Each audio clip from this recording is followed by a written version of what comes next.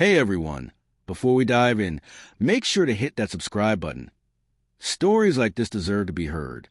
The notification popped up just after 10 p.m., and I remember the chill that ran through me when I saw it. I had to stay at the company party. Can we celebrate tomorrow? The text was from Jenna, my wife of 6 years. I stared at the screen, my thumb hovering over the reply button, but the words wouldn't come. My apartment was quiet except for hum the fridge, the city lights spilling through the blinds like distant stars I couldn't reach.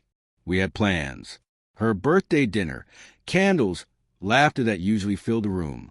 But instead, I was sitting alone, the chair across from me empty, the wine I'd uncorked left untouched. I read the message again. Nothing about missing me, nothing apologetic, just a casual request for a postponed celebration. My chest tightened. I tried to convince myself it was nothing. She'd worked late before. Company events were normal, but the way her text felt cold, distant, made something in my gut twist. I thought about the week leading up to this moment. Her phone tucked against her ear, whispers I didn't catch, sudden bursts of laughter that felt foreign, not ours. I poured a glass of wine and sat by the window, staring at the streets below. Neon signs reflected in the glass, like little reminders that life went on outside, while mine felt suspended, waiting for her to show up.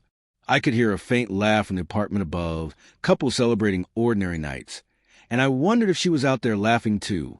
I wanted to text back, to ask where she was, who she was with, but I didn't. I couldn't. Instead, I opened the photo gallery on my phone, looking for something, anything, that reminded me of us before the distance started. There were pictures of us on vacation, our smiles wide, hands clasped, promises made that felt heavier now. I put the phone down, feeling the emptiness settle like a stone in my chest. Then, just as I thought I could try to sleep, my phone buzzed again. It was a picture, a table set with 2 glasses of wine, candles burning, a cake in the corner, but the angle wasn't ours. It was hers, not sent to me, but sent somewhere else. I didn't know what to do. I didn't want to see, but I had to know that I couldn't sleep that night. Every time I closed my eyes, I saw that picture, her smile at a table that wasn't mine, the flicker of candlelight reflecting off glasses that didn't belong to us. My phone lay on the nightstand, silent, until I finally gave in and scrolled through the messages I hadn't opened all week. There was a string of texts between Jenna and someone named Mark. At first, I couldn't believe it. Can't wait to see you tonight. One read. Another, the way you look tonight. I can't stop thinking about it. My hands shook, the wine I had poured hours ago still clinging to the glass in my grip. Cold and bitter. I kept scrolling, disbelief giving way to a slow, burning ache. They had been texting for months, maybe longer. There were pictures, small gifts exchanged, inside jokes I didn't recognize. Every message felt like a punch to the chest, the betrayal so intimate it made my stomach churn. She had been living a life I wasn't part of while I thought we were building one together. I tried calling her, but it went straight to voicemail. I left a trembling message, voice cracking. Jenna, we need to talk. Please just answer. Nothing. Silence. The apartment seemed smaller, the walls pressing in. Every familiar corner now a reminder of the trust she had stolen. By morning, I felt numb but restless, pacing the kitchen, replaying every laugh, every late night, every "I love you" that now tasted like poison. How had I missed it? Her new phone screen lock? The extra lipstick on her collar? The way she suddenly became protective of her schedule? I had thought it was stress from work, exhaustion, harmless little secrets. But they weren't harmless. None of it was. When she walked in that evening, still dressed in her party outfit, the scent of perfume I didn't recognize clinging to her, I realized the world I knew was gone.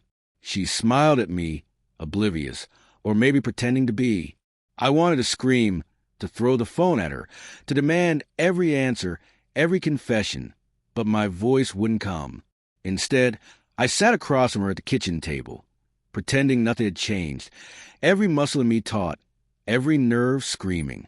And then she reached for my hand, a gesture that had once felt safe, but now it felt like a lie. I didn't know if I could ever trust it again, I couldn't stay quiet any longer. The apartment felt smaller than ever, every shadow pressing in. I pulled my phone from my pocket, the screen still showing the last message from Mark. Jenna's eyes followed my movements, curious, unaware, and that was the hardest part. How she could look at me as if nothing had changed. "Jenna," I said, my voice low but shaking. "I saw the messages, the pictures, the texts, everything." Her smile faltered for a split second. I can explain," she stammered. "Explain." My voice cracked. "Explain months of lies? The way you let me wait alone on your birthday while you celebrated with someone else." Her eyes filled with tears, but they didn't reach me.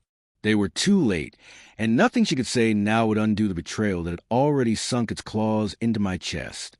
"It's not what it looks like," she whispered. But I didn't need to hear more. I already knew. I stood up, hands trembling. "It is exactly what it looks like. And I can't stay. I can't pretend anymore." My throat burned. The apartment, our life together, felt suffocating. Every memory was tainted. Every laugh, every touch, every promise. It all felt like a cruel joke. She reached for me, voice breaking. "Please, don't go. I made a mistake. I love you. But love isn't supposed to feel like this. Love isn't supposed to live in stolen messages and secret smiles." I shook my head, tears blurring my vision. "I loved you," I said. "I really did. But loving you doesn't mean I have to lose myself."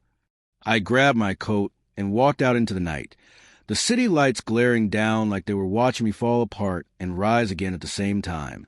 The cool air hit my face, sharp and honest, and for the first time that week, I felt clarity. Betrayal hurts, yes, but surviving it, walking away with your dignity intact, that's strength.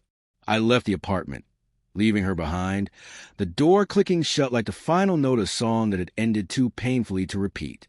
And though the heartbreak burned, I knew this was a first step toward reclaiming myself. If you've ever been through betrayal, or had someone you trusted walk away with your heart, share your story in the comments. And don't forget to subscribe for more stories that remind us love can hurt, but we are stronger than the pain.